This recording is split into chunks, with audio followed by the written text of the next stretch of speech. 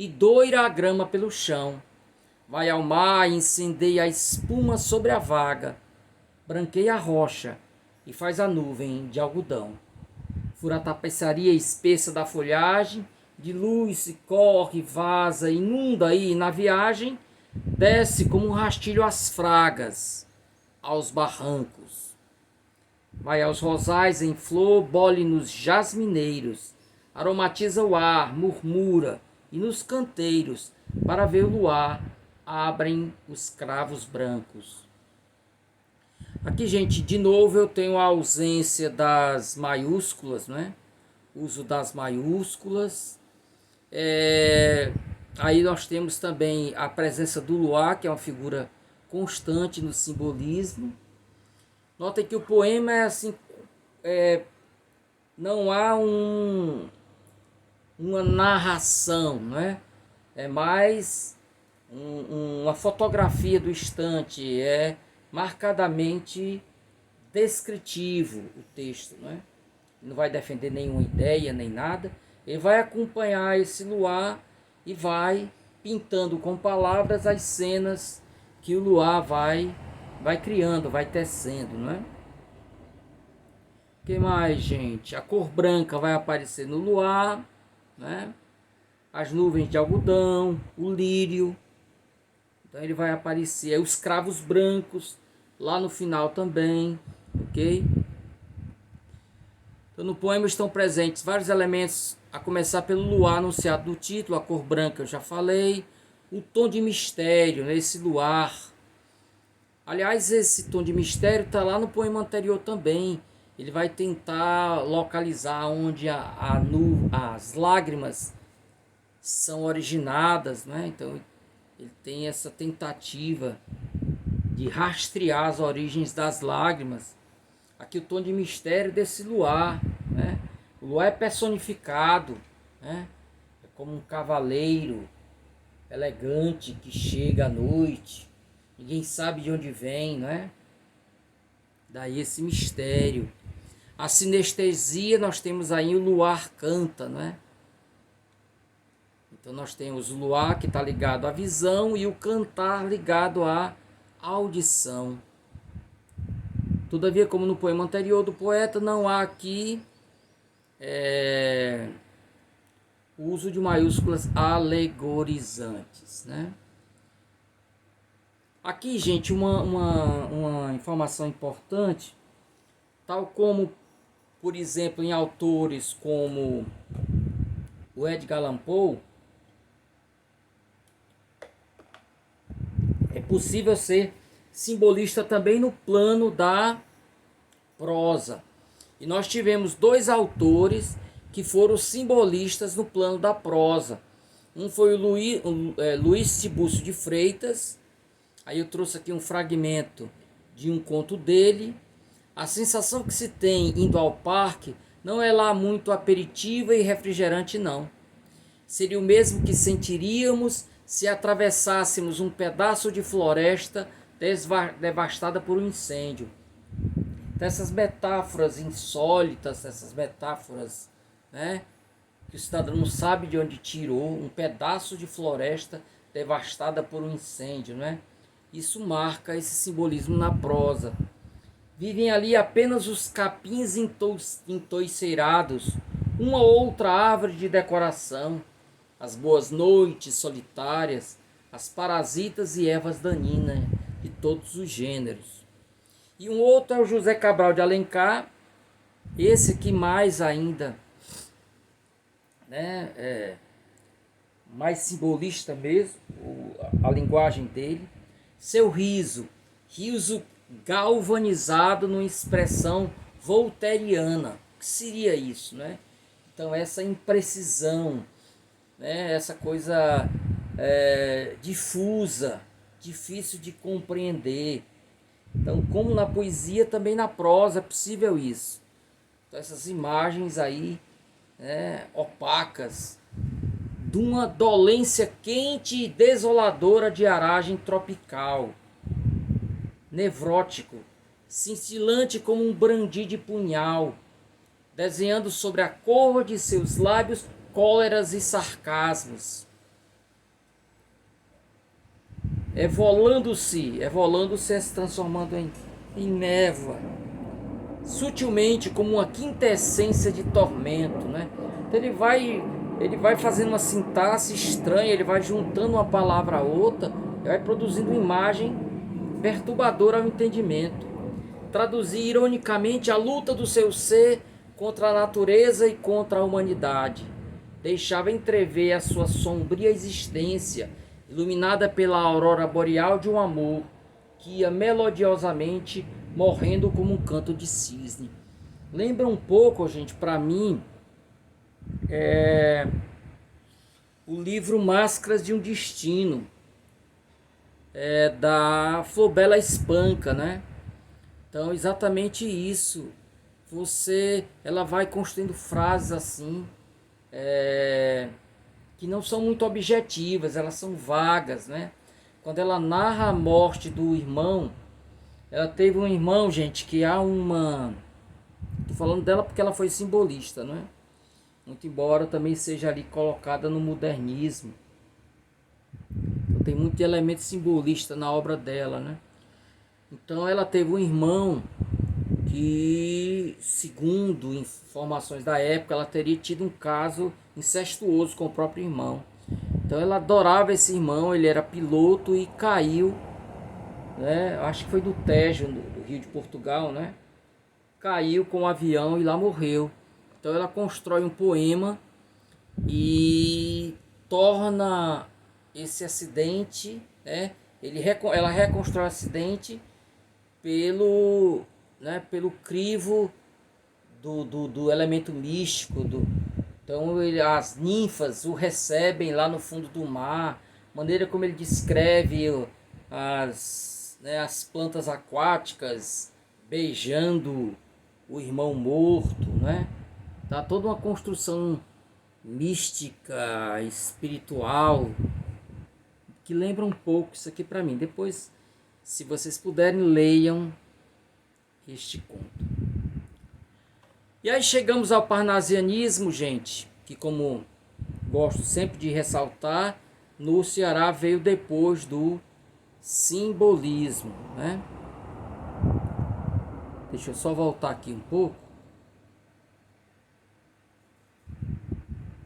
senão eu vou me perder. Bom, então aí o Monte Parnássio na Grécia, que foi que deu nome ao movimento, né?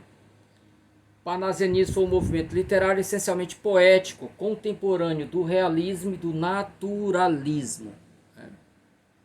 Para muitos, uma não poesia. Então você tinha poesia na forma, mas no conteúdo não necessariamente um tratamento poético, né? Então você podia fazer um poema para uma estátua, para um vaso, para um tapete, né? Então eles eram exigentes demasiadamente do plano da forma. Então, eles buscavam a rima rica, né? A perfeição da métrica. Não à toa o Olavo Bilac vai associar o trabalho do poeta com o trabalho do cidadão que coloca lá num anel, ele incrusta ali um rubi, né? Então o ourives, né? Esse trabalho todo ele muito delicado e tal. Então ele representou o espírito positivista e cientificista, quer dizer, o racionalismo sobre a emoção. Então você vai descrever as coisas de forma fria, né? Distante. Seu nome vem do Monte Parnaso, a montanha que na mitologia grega era consagrada a Apolo e às musas. As musas, gente, eram jovens em número de 9. Cada uma das musas presidia uma arte. Então tinha uma musa para a música, tinha uma musa para a poesia, a epopeia da epopeia, né? Poesia épica, uma para a poesia lírica e por aí ia. Cada musa, por isso você chama museu. Museu é a casa das musas, né? Por isso que as pessoas quando escrevem, pelo menos no cordel ainda é assim, você clama pela musa, né? Ó musa da poesia, dai-me a tua inspiração e por aí vai. Características gerais, né? Caracteriza-se pela sacralidade da forma, que é a perfeição formal, a rima, o vocabulário, a métrica. O emprego da linguagem figurada é reduzido, né? A essa valorização, elementos da mitologia aparecem muito, né? Os temas preferidos são os fatos históricos, objetos e paisagens. Eu acresceria aí a presença dos deuses da mitologia greco-romana. A descrição visual é você pintar um quadro, gente, usando palavras, né? Por isso, boa parte da poesia parnasiana ela é descritiva. Os autores parnasianos faziam uma arte pela arte. Isso é uma crítica que se faz, né? Dizendo que era o culto da forma. Se julgavam pessoas também acima, né, dos humanos comuns. Ok? Bom, no Ceará, nós temos esses marcos aqui. 1903 é quando Álvaro Martins escreve o poema A Aranha. Eu trouxe esse poema aqui pra gente. E se encerra, pessoal, em 1920, quando o Mário da Silveira escreve o poema Laus Purissime. Uma tradução seria mais ou menos o louvor do mais puro, né? O lábio mais puro que louva, mais ou menos aí. Esse rapaz foi assassinado por ciúmes, né? Muito bonito ele, e teria flertado com uma jovem que era noiva, e o noivo o matou na Praça do Ferreira a tiros. Muito jovem. Vejam aí que ele é realmente muito bonito. No Ceará, o parnasianismo foi cultivado por alguns autores quando o simbolismo já estava implantado no Estado. Então aí nós temos alguns autores, o Álvaro Martins, o Cruz Filho, Mário Linhares, Otacílio de Azevedo. Mas principalmente, gente, Antônio Salles, Álvaro Martins e o Alf de Castro. O Alf Castro, né, é considerado o maior dos nossos parnasianos. Então nós temos aí primeiro o Antônio Salles. Aí nós temos o poema, pessoal, que faz alusão a esta estátua aqui, né? A Vênus de Milo, que chegou até nós já sem os braços, né? Então era muito comum aos parnasianos fazerem poemas dedicados a estátuas, a vasos, a tapetes, né? Objetos de decoração. Então, nos braços de Vênus, né? Não deixa de ter alguma ironia aí, né, gente? Como vai se estar nos braços de Vênus, já que ela não tem os braços? Vi-te passar um dia pela rua, sem ter nos braços uma simples renda. E é bem que deixeis com essa carne esplenda ao sol, branca, marmórea, fria e nua.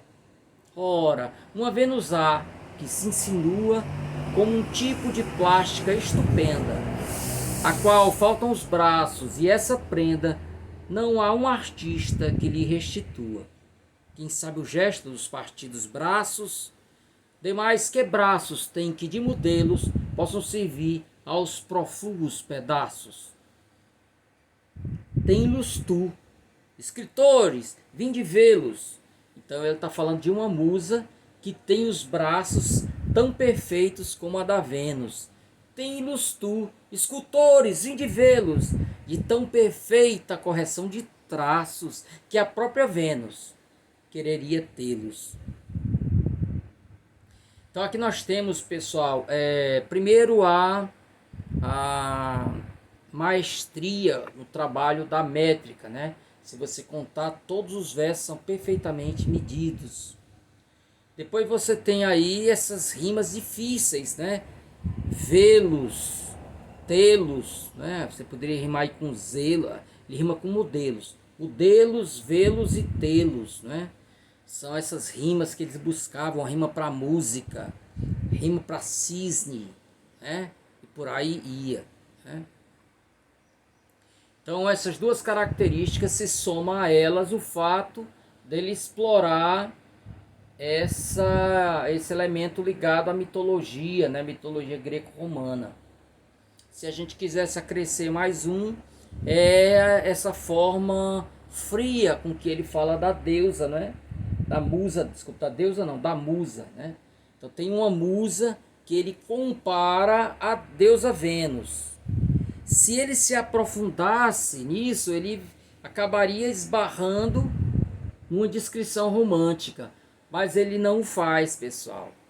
A comparação, a aproximação é apenas a perfeição da forma, a perfeição do elemento exterior. Ela tem braços tão belos como a da deusa Vênus. Então aí há uma frieza no tratamento, não é? Ele não se deixa arrebatar pelo sentimento por sua musa. Então, em termos formais, o poema é perfeito do ponto de vista da métrica. Aí você também tem uma riqueza do vocabulário esplenda, né? E tem essas rimas aí, modelos, velos, telos. A presença do elemento da mitologia greco-romana. E, por fim, o que eu disse aí, a frieza descritiva, né? Então, ele não vai falar de outras virtudes da sua musa. Ele fala apenas isso, que o corpo dela, não é, se assemelha a da Vênus pela beleza. E aí ele encerra essa descrição, não vai mais, né? Um poeta, gente, se derramaria aqui em louvores, né? Ia falar dos olhos, ia falar dos cabelos, né? Ia falar da doçura do beijo e por aí. E finalmente Aranha, gente, que é o poema. Esse poema, gente, ele também, do ponto de vista do conteúdo, é um poema comezinho, é um poema que não tem arrebatamentos líricos. Ele apenas vai descrever uma aranha que tece a sua teia junto às águas, né? Esse poema, inclusive, Sanzio vê esse poema inspirado nesse poema, né? O Banco de Coral. Você também tem uma descrição aí dos elementos marinhos. Aí vocês leiam aí. Então vamos lá, pessoal. Da água, no úmido seio, a aranha misteriosa. Olha, esse negócio de misteriosa é mais de simbolista, né? Artífice do oceano, ao noturnal palô, urde os fios, estende a rede, caprichosa, leve trama irial, de artístico lavor. Irial tem a ver, gente, com a íris, né, com a questão das cores, né, porque ela, a luz ali, né, corre pelos fios. E ali na oscilação da vaga tumultuosa, oculta entre os ramais da flora multicor, prende aos elos no ardil da teia luminosa, algas, conchas, corais que vogam em derredor. Aqui, gente, uma característica recorrente, né, nas poesias parnasianas, é você rimar a palavra com timbre fechado com palavras com timbres abertos. Então, multicor, ele vai rimar com derredor. Você rimava céus com Deus, né? E por aí ia. Calma, às vezes, do abismo a leve face enruga. Vagarosa, arrastando o casco a tartaruga, na doce ondulação do líquido cristal. Passa perto da teia e a aranha que não dorme, ao vê-la se contrai e abrindo a face informe, crava-lhe o frio olhar, benéfico e letal. Então, uma cena de menos tom, de um tom não lírico, a aranha fazendo as suas teias, passa uma tartaruga e as duas se encaram, né? Deixa eu ver aqui. O texto é o primeiro poema parnasiano puro cearense, usando a expressão de Santos Azevedo, né?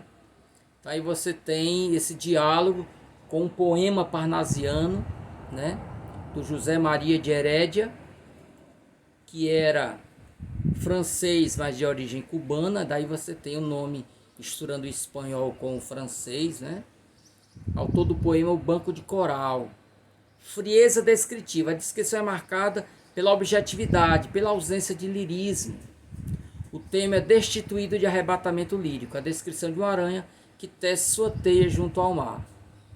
E aí, se a gente for contar de novo a questão da métrica, né? Perfeita, com uma exceção, pessoal. Com uma exceção aí. Nesse 8º verso. Algas, conchas, corais que vogam em derredor. Esse M ele come. Então ele junta voga com em. Voguem, voguem. Isso é muito comum no cordel. Quando você tem essa terminação nasal, esse M morrer. Então ele lê: algas, conchas, corais que voguem em derredor.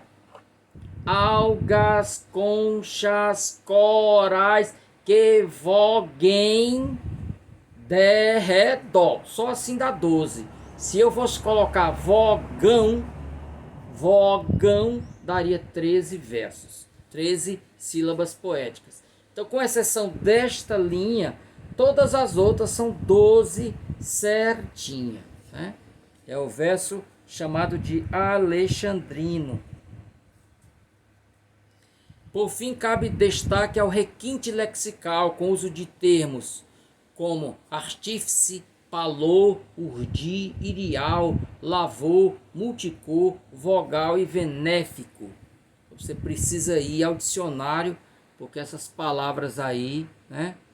E aí chegamos, pessoal, ao parnasiano maior, que foi Alf Castro, que é uma abreviação do nome dele, Alfredo de Miranda Castro. Nasceu em Recife em 1873 e faleceu em 1926, aos 53 anos de idade. Formou-se em Direito, né? Exerceu o cargo de juiz de direito em Aracati, ok? Ingressou na Academia Cearense de Letras, algumas obras que escreveu. A importância de Alf Castro reside não somente na qualidade de sua poesia, mas também e principalmente no fato de se situar no mais genuíno e puro parnasianismo, no sentido francês do termo, que é raro na literatura brasileira. Palavras de Santos Azevedo, pronto, ele disse, está dito. Aqui nós temos, eu acho que 2 ou 3 poemas que eu trouxe dele, A Morte de Pan. Então, Pan, a gente sabe, era um deus, né, da mitologia. Não era um deus olímpico, quer dizer, ele não morava no Olimpo, no Monte Olimpo, né? Então, o Pan, do Pan, pessoal, que vem a palavra pânico, porque quando Pan estava num local, quem passasse perto era tomado de um medo desconhecido, um pavor. Então, pânico é o pavor vindo do deus Pan. Então, aqui vai contar um episódio que a mitologia conta, que as ninfas se juntam para matá-lo, porque ele vivia perseguindo-as, né? Estendido no chão, no mais denso e profundo do bosque, dorme Pan, dorme fala, delira. Deixai-o descansar, que o Deus é moribundo. Vede-lhe a vena ali, o seu sopro suspira. Mas encontram-no acaso as ninfas, sobre o imundo fauno que as perseguia, elas todas, em ira, com chufas e bastões lançam-se agora a fundo, até que o Deus, gemendo e soluçando, expira. Então uma, sem dó, os chavelhos lhe arranca, outra os olhos lhe espeta, outro lhe rasga a boca, outra, como a própria vena ou o pé da cabra, espanca. A vena eu acho que é a flauta que ele tocava. Depois, dando-se as mãos ébrias do mesmo gozo, o bosque inteiro atroando em grita imensa e louca, dançam em derredor do sátiro asqueroso. Então elas o matam, né? e depois celebram a morte dele. Aqui, pessoal, uma questão que tem que se levantar é uma rima calcada na oralidade. Ele rima boca, aí o verso central do primeiro terceto, com louca, né? Na verdade, essas palavras não rimam, né? A não ser na poesia matuta, porque eu não digo louca, eu digo louca. L-O-C-A, acento circunflexo no O. Aí sim, boca rima com louca, assim como beijo rima com desejo, porque aí beijo eu não digo esse I, eu digo beijo, B-E-J-O. Então beijo e desejo, boca e louca, e por aí vai, são palavras que não são comuns na poesia parnasiana, porque a poesia parnasiana buscava exatamente o registro erudito, né, mais alto. Então, com esse senão aí, nós temos que destacar primeiro o elemento mitológico, outra é a questão aí da maestria no metro, né? A rima, talvez a gente possa colocar também como um senão. Os parnasianos geralmente buscavam uma rima rica, né? Até preciosa, que é mais difícil de encontrar do que rica, né? Você tem a rima rica e tem a rima preciosa. Cisne e tisne, por exemplo, né? Ranzinza e cinza são rimas preciosas.